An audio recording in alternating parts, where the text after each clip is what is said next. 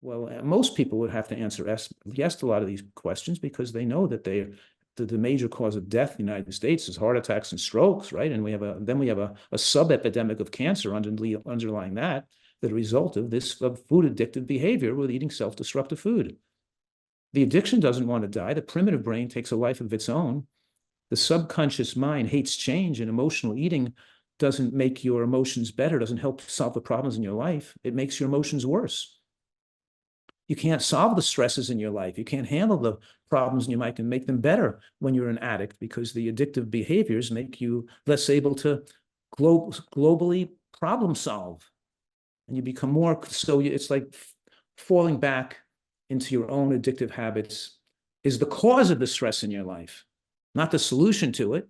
Because people will say, oh, if you had the stresses in my life, in your life, or you have in my life, you would smoke too, right? You would snort too, or you would go to the bagel stop, or, bring home bagels and donuts too if you had the stresses. I need these to relieve my stress. Not the relief of your stress, it's the cause of your stress. So an excuse is no excuse. The addictive mind thinks of excuses. That's what the addictive mind does. It thinks of rationalizations. The addictive mind gets to the airport with no food in their backpack. So now they have to say, and there was no conscious thought of getting to the airport. So you'd have to say, oh, there's nothing to eat. I'll have to have the chocolate chip cookies. I'll have to eat a piece of pizza. I'll have to buy a bagel, right? There's nothing else to eat. So I got to eat that stuff, or I got to eat the food they serve on the plane. I don't have any, but only the addict would have put themselves in that position to require that excuse, because the non-addict would have planned ahead, right? So the brain of the addict is almost unconsciously trying to self-sabotage and allowing itself to have excuses. And every excuse the brain can think of it'll think of to try to get rid of its ability. When people hear us discuss nutritional excellence, they're thinking that this sounds very scientific or valuable, interesting, but they think they can't do it. It's not for me, it's for somebody else. And they can't do it because of the negative thoughts in their own brain, because their own primitive brain doesn't want to give up. It's an addictive love affair with these self-destructive brain-stimulating substances, right? So people come up with excuses. Oh, I can't lose weight no matter what I do. I've tried to do that. I cut back. It doesn't work. I don't lose weight. My family won't let me eat this way. Everybody has different opinions. It's all conflicting information. I don't know who to believe. I'll just eat what I want to eat, or just moderation. Everything in moderation. All, snort and drink and consume poisons in moderation. That's okay, right? So I'm saying something a little bit really different here, even radical. I'm saying overeating, to solve it, to have the strategies to really solve it and give people the power to get over it. This is an ethical dilemma. Because when you have poor self-esteem, it makes being different from other people more uncomfortable. You're not going to get the approval from other people when you're eating a healthy diet based on salads and vegetables and beans and nuts, and you're not going to eating the right amount of food and the right amount. We're talking here about eating the right type of food and the right amount of food and the right timing of the food, right? Chewing it really well, being mindful of what you're eating, respecting the body's needs for nutrients by eating foods that contain the nutrients humans need.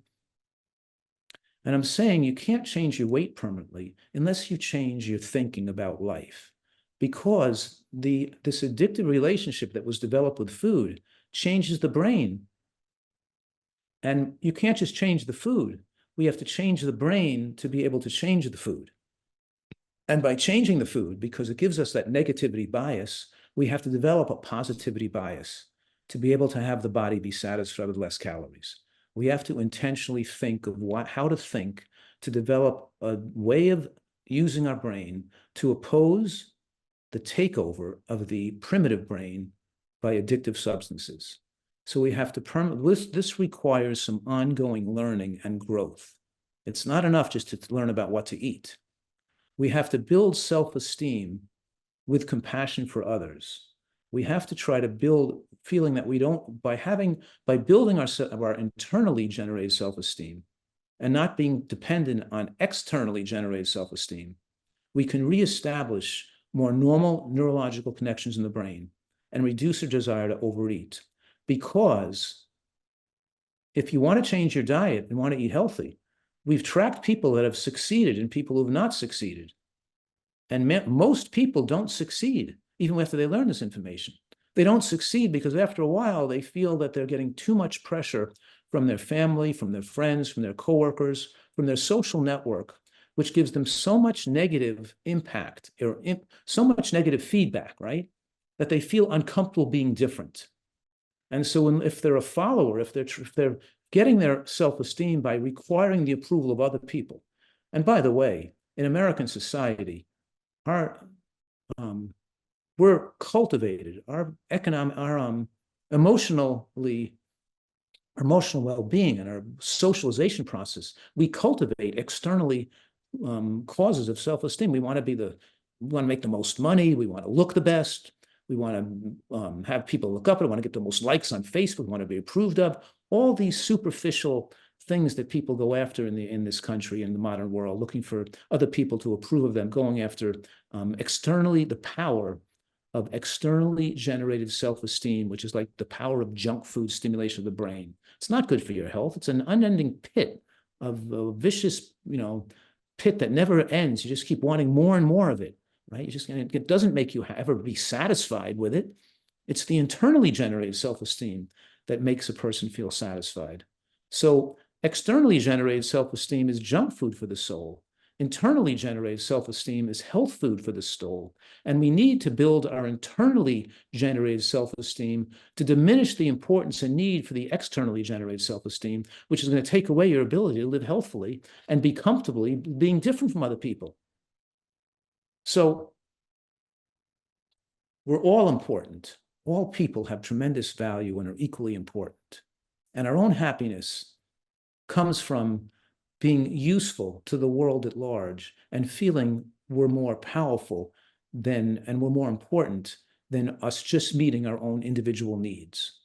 As we work towards and get interrelated with people outside of ourselves, we become more powerful and feel better about our own internally generated self-esteem as we do something, have some passion and desire to do good for the world, to be useful to other people, or use our creativity to have goodwill for others. So as we look for things outside of ourselves to appreciate and become less consumed with our own need for ego glorification, we become more at peace, long-term at peace with ourselves, and we don't require other people to approve of us. And when we don't require other people to approve of us, and we start looking, opposing the negativity bias, building the positivity bias, then we become more powerfully enabled to eat a healthy diet and be connected with the right amount of calories and to defuel the power of the primitive brain that sucks us into this whirlpool of overeating. So we're looking here to build internally generated self-esteem by expanding our creative goodwill without expectation of outcome. So let me explain this just for a second here. Because what I'm saying is a person says to me, oh, if I had to eat that way, I'd rather be dead. So now what's my response going to be based on? Is it going to be based on my ego, where I'm going to try to protect my ego and have a comeback so I can feel superior to them? Or they can put them down in some way? Or is that my goal, to feel that I'm superior in some way? Because that's not going to generate your own personal happiness. Or is my goal to think of how I can use my creative intelligence to possibly have the potential of being useful in some way to this other person? So now that my goal is to be useful, and I'm taking my own ego out of the equation, I can first show that I care about this person in some way. In some way, small way, I can show they mean something to me, and their happiness means something to me. And if I can cultivate a relationship where I show them some interest in them, I might be able to have a positive effect on them. They might be able to more listen to what I have to say that might benefit them in some way. But it doesn't really, if they benefit or they don't benefit, my own internally generated self-esteem, I'm doing good for myself because I have the intent to have creative goodwill for them, even if it doesn't work, or maybe it works. Maybe I'm laying the groundwork that something may work a year or 10 years from now may help them. But me being consistent with my own walking the walk I talk, me being consistent with my own diet, my own behavior, being the right role model is an important part of me being able to influence others in a favorable fashion.